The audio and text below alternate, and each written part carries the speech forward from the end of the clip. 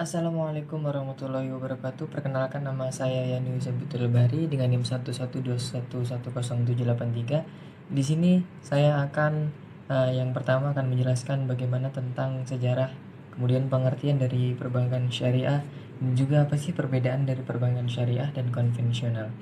Yang pertama, eh, perbankan syariah adalah sistem perbankan yang berdasarkan pada prinsip-prinsip syariah atau Islam. Perbankan ini memiliki sejarah yang panjang, dimulai dari abad ke-7 Masehi ketika perdagangan internasional melalui jalur sutra membutuhkan adanya lembaga keuangan dan perantara untuk memudahkan transaksi.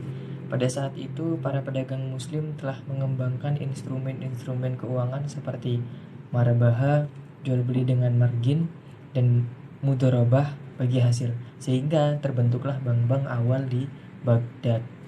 Pengertian dari perbankan syariah adalah suatu institusi perbankan yang mengoperasikan bisnisnya sesuai dengan prinsip-prinsip syariah Islam, yaitu tidak melakukan riba atau bunga, goror tidak pasti, maisir, spekulasi, serta haram-haram lainnya. Praktik ini bertujuan untuk menciptakan kesetaraan dalam transaksi antar pihak-pihak yang terlibat serta mendorong pembangunan ekonomi secara berkelanjutan. Kemudian perbedaan utama antara bank konvensional dan perbankan syariah terletak pada sumber pendanaannya dan produk-produk finansialnya. Bank konvensional biasanya mendapatkan dana dari deposito nasabah mereka, sedangkan bank syariah mendapatkan dana melalui pembiayaan atau investasi langsung dalam proyek halal. Selain itu, produk-produk finansial seperti pinjaman dan investasi dalam bank syariah juga harus mematuhi prinsip-prinsip syariah, seperti tidak menimbulkan riba dan menjaga keadilan dalam transaksi. Secara umum, perbankan syariah lebih mengedepankan nilai-nilai etis dan moral dalam bisnisnya. Hal ini dapat dilihat dari adanya pembagian risiko antar pihak-pihak yang terlibat dalam transaksi, serta fokus pada pembiayaan proyek-proyek produktif untuk mendorong pertumbuhan ekonomi secara berkelanjutan. Kemudian yang kedua, bagaimana prospek ekonomi dari perbankan syariah di Indonesia dan perannya bagi dunia internasional. Perbankan syariah di Indonesia memiliki prospek yang cerah menurut Global Islamic Economic Report pada tahun 2020. Nilai aset keuangan syariah meningkat 13,9% pada tahun 2019 dari 2,52 triliun dolar menjadi 2,88 triliun dolar. Dan pada tahun 2021 keuangan syariah di Indonesia tumbuh positif di tengah pandemi. Perbankan syariah di Indonesia dinilai memiliki pertumbuhan yang baik di segala aspek, baik dari sisi aset, penghimpunan dana, maupun penyaluran kredit.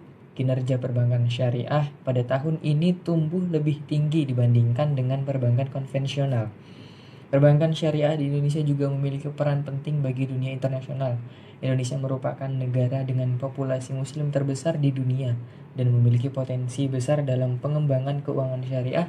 Dalam beberapa tahun terakhir, Indonesia telah menjadi pusat ekonomi syariah di Asia Tenggara dan berpotensi menjadi pusat ekonomi syariah dunia pada tahun 2024. Kemudian yang terakhir, bagaimana prospek konsep ekonomi Islam bagi pertumbuhan ekonomi dunia. Konsep ekonomi Islam memiliki prospek yang baik bagi pertumbuhan ekonomi dunia. Sistem ekonomi Islam menekankan pada prinsip-prinsip keadilan dan keseimbangan dalam distribusi kekayaan dan sumber daya. Hal ini dapat membantu mengurangi kesenjangan sosial dan ekonomi yang ada di masyarakat. Dalam kajian ekonomi Islam, pertumbuhan ekonomi telah menjadi perhatian para ahli dalam wacana pemikiran ekonomi Islam klasik. Konsep ini pada dasarnya telah dirangkum baik secara eksplisit maupun implisit dalam Al-Quran, Sunnah maupun pemikiran-pemikiran ulama Islam terdahulu. Penerapan sistem ekonomi Islam juga dapat membantu mengurangi risiko krisis ekonomi global seperti yang terjadi pada tahun 2008. Pada saat itu, sistem ekonomi Islam terbukti lebih stabil dan tahan terhadap krisis dibandingkan dengan sistem konvensional.